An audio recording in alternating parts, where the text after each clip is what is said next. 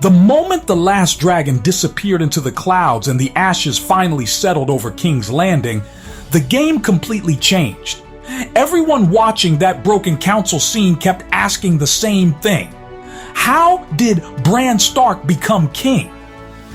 But honestly, I think that question misses the real horror hidden inside the ending.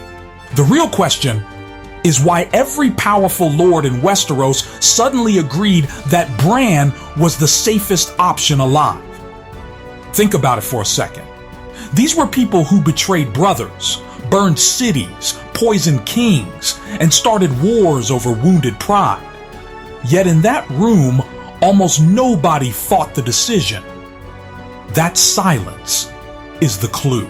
And once you look at the ending through game theory instead of emotion, the entire finale starts feeling less like a rushed twist and more like the most terrifyingly logical political move in Westeros history. I remember rewatching that scene late at night and realizing something uncomfortable. Nobody there was trying to build a perfect future anymore. They were simply trying to survive the next disaster. After decades of bloodshed, survival itself had become the only currency that mattered, and Bran represented the lowest possible risk in a continent exhausted by ambition. That is why swords no longer mattered by the end of the story. Dragons failed, bloodlines failed, honor failed, even love failed. The only thing that survived was information. Bran possessed something no king before him ever had: complete awareness. Every lord sitting in that council understood that power had become too dangerous to place in emotional hands again. Robert Baratheon ruled through appetite. Joffrey ruled through cruelty. Cersei ruled through fear. Daenerys ruled through destiny. Every ruler who believed too deeply in their own emotions eventually became a catastrophe. Bran was different because he barely seemed human anymore. And strangely, that terrified neutrality made him trustworthy. I know that sounds absurd, because emotionally he feels disconnected from the world, but politically that disconnection is exactly what made him perfect. In game theory, when every player fears betrayal, they eventually settle on the option least likely to threaten everyone at once. Bran became that neutral point, not beloved, not inspiring, not charismatic, just safe. Safe enough that nobody in the room believed he would wake up one morning and decide to conquer their lands out of pride or vengeance. And after everything Westeros had suffered, safety became more valuable than greatness. Look carefully at every person sitting in that council, and you can almost hear the calculations happening inside their heads. Yara Greyjoy wanted autonomy. The Prince of Dorne wanted stability. Gendry wanted legitimacy.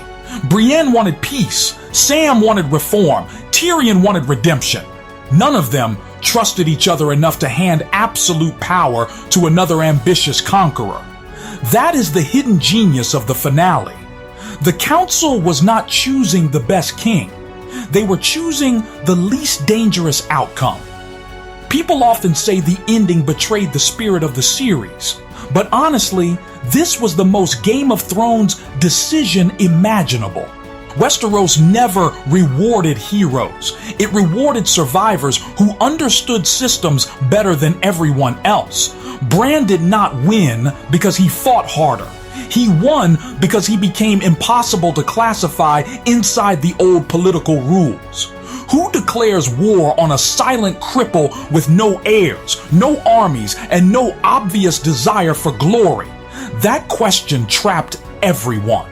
If any lord rejected Bran, they immediately created another succession crisis, and another succession crisis meant another war. Nobody had the strength for that anymore.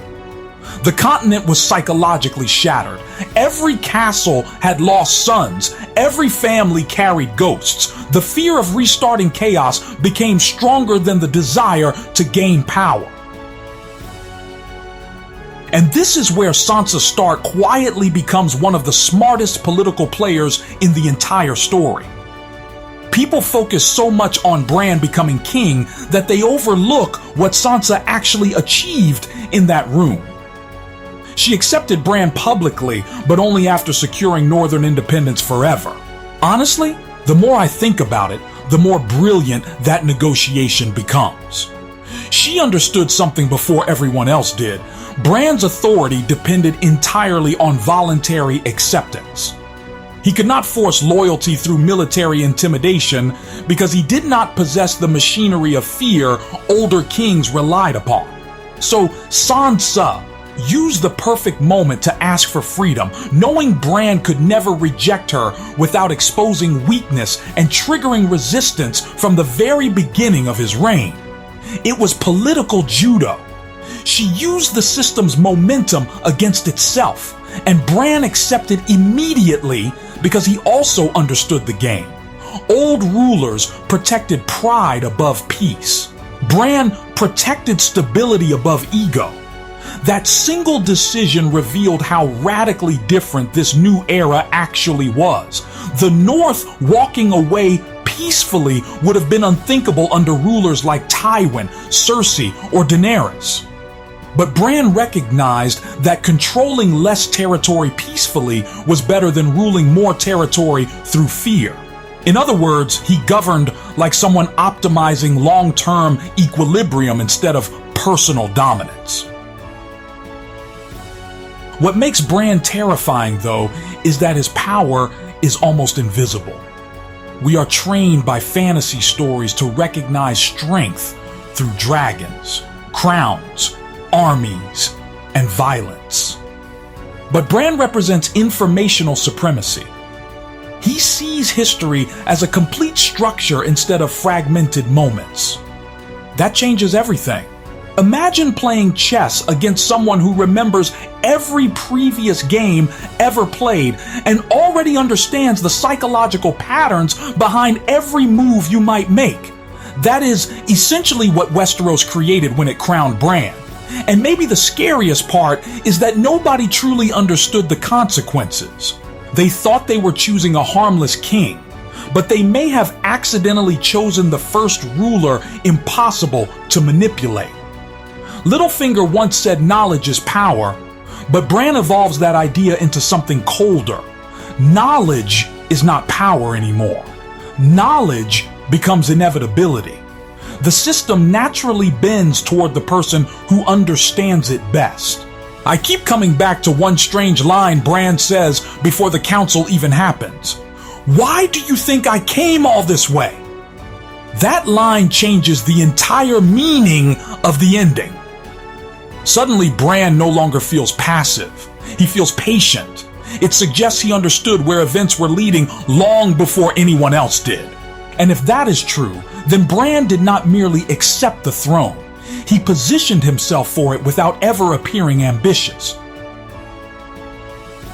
Now think about Jon Snow, because his situation reveals how desperate the political balance truly was.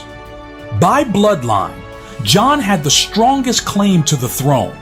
By reputation, he was probably the most respected living warrior in Westeros. The problem was that Jon's existence guaranteed conflict no matter what choice the council made.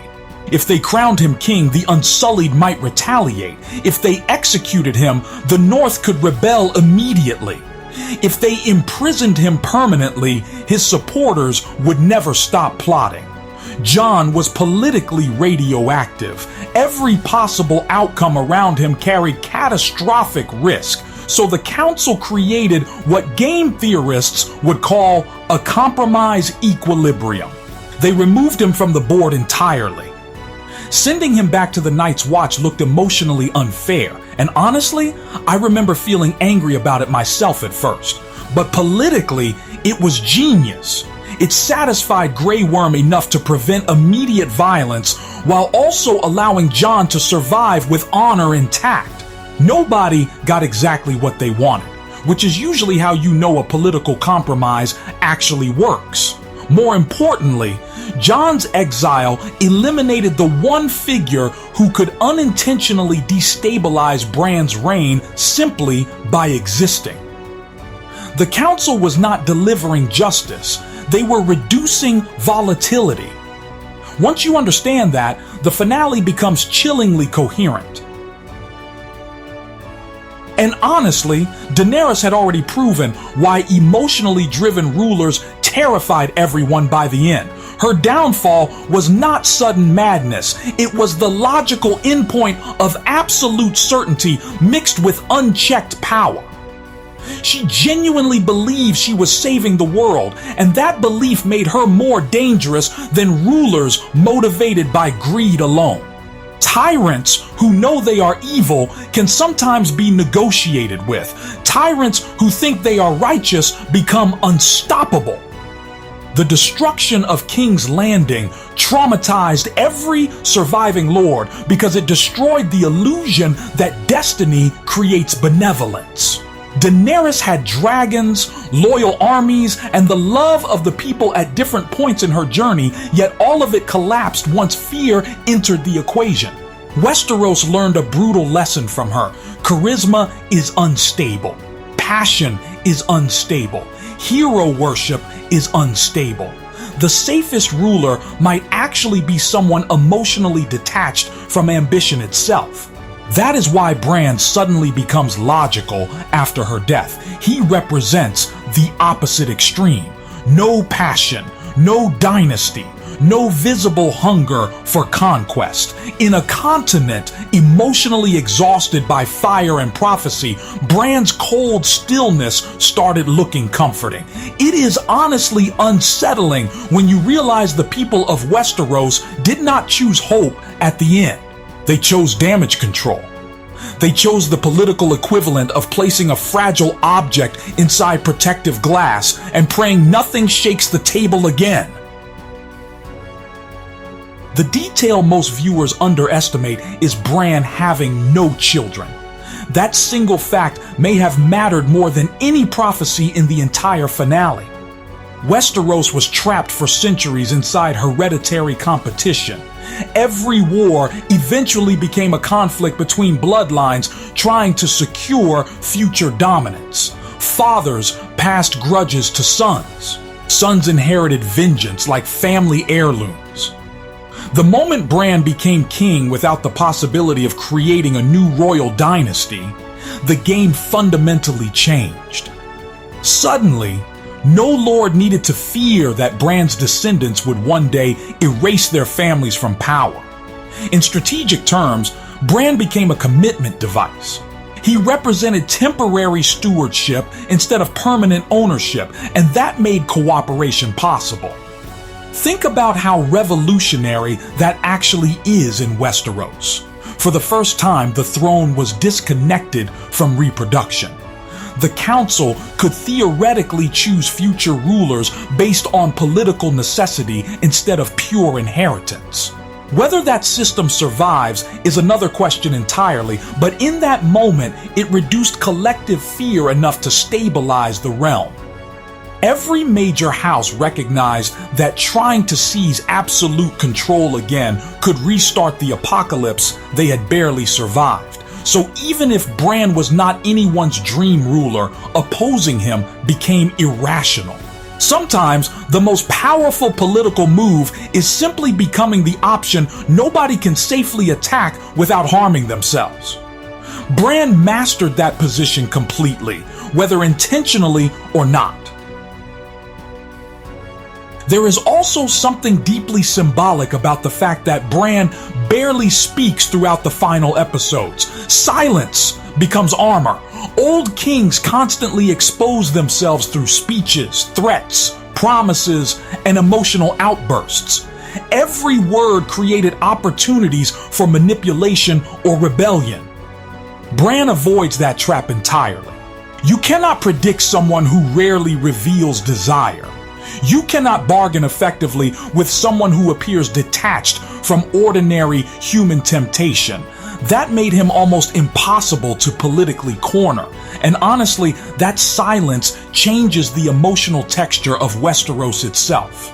The Iron Throne, once forged through dragonfire and obsession, ends up replaced by a ruler who barely seems interested in possession at all. It feels less like a victory and more like the system surrendering to exhaustion. I think that is why the ending feels strange to so many people emotionally. We expect fantasy stories to climax with triumph or tragedy. Game of Thrones ends with optimization.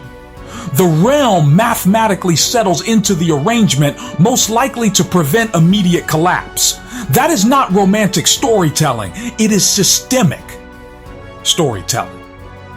The wars finally stop not because humanity improves, but because everyone becomes too traumatized to continue playing the old game. Bran emerges from that exhaustion like a vacuum seal over an open wound. Maybe that is why his reign feels eerie instead of celebratory. Peace, achieved through fear of further destruction, always carries a haunting silence underneath it. And when you connect every clue together, the ending stops looking accidental entirely. Bran's journey was never about becoming the strongest warrior or the rightful heir. It was about becoming the ultimate observer. While everyone else chased crowns through emotion, revenge, love, or destiny, Bran quietly evolved beyond those motivations altogether. The political system of Westeros eventually cornered itself into selecting the one person least likely to abuse power visibly. That is the real irony. The continent spent centuries believing power belonged to whoever controlled armies and dragons, only to discover that information was the final unbeatable weapon all along. Bran understood history, psychology, fear, memory, and consequence better than anyone alive. And once every surviving player became terrified of each other, the system naturally moved toward the individual who seemed safest to all sides simultaneously. That is pure game theory. Nobody fully trusted Bran, but everyone feared the alternatives more. In the end, Westeros did not crown a hero. It crowned a stabilizing algorithm wearing a human face. And honestly, that idea still gives me chills whenever I revisit the finale, because it transforms the story from a medieval fantasy into a warning about power itself. The person who controls information never needs to fight openly. Eventually, the entire system walks willingly into their hands. There is one more layer that makes this ending even darker when you really sit with it. Bran is not simply a neutral king. He is also the living memory of Westeros itself. Every kingdom in that world repeated the same mistakes because rulers forgot the cost of previous wars once enough time passed. Pride returned. Ambition returned. Violence returned. But Bran carries history permanently inside his mind. That means the throne is no longer occupied by a person shaped only by personal experience. It is occupied by accumulated memory. And memory changes strategy. A ruler who remembers every betrayal, every failed alliance, every massacre, and every political pattern becomes almost impossible to surprise. That creates stability, but it also creates a terrifying imbalance. If one person possesses all meaningful information while everyone else operates with limited understanding, can true freedom even exist anymore? Maybe that is the final hidden warning inside Game of Thrones. Westeros escaped chaotic tyranny only by moving towards silent surveillance. Nobody elected Bran democratically. Nobody truly understood his abilities. Yet they still surrendered authority because fear made certainty irresistible. I honestly think that is why the finale remains so divisive years later. Deep down, people sensed something unsettling beneath the peaceful ending. The wars stopped, but the game itself evolved into something colder and harder to detect. In the old world, Danger arrived on horseback carrying banners. In the new world, Danger sits quietly in a wheelchair, watching everything, saying almost nothing, while the entire realm slowly convinces itself that this is safety. And maybe that is the cruelest twist of all. The boy everyone once pitied became the only player nobody could challenge without risking another apocalypse. Westeros finally achieved peace, but only after choosing a ruler who transcended humanity completely. That ending is not comforting. It is brilliant, cold, and haunting. Thanks for staying with me through this theory. Like, share, subscribe, and send your own questions and theories in the comments. Liam Harrison from MovieCast will see you in the next one.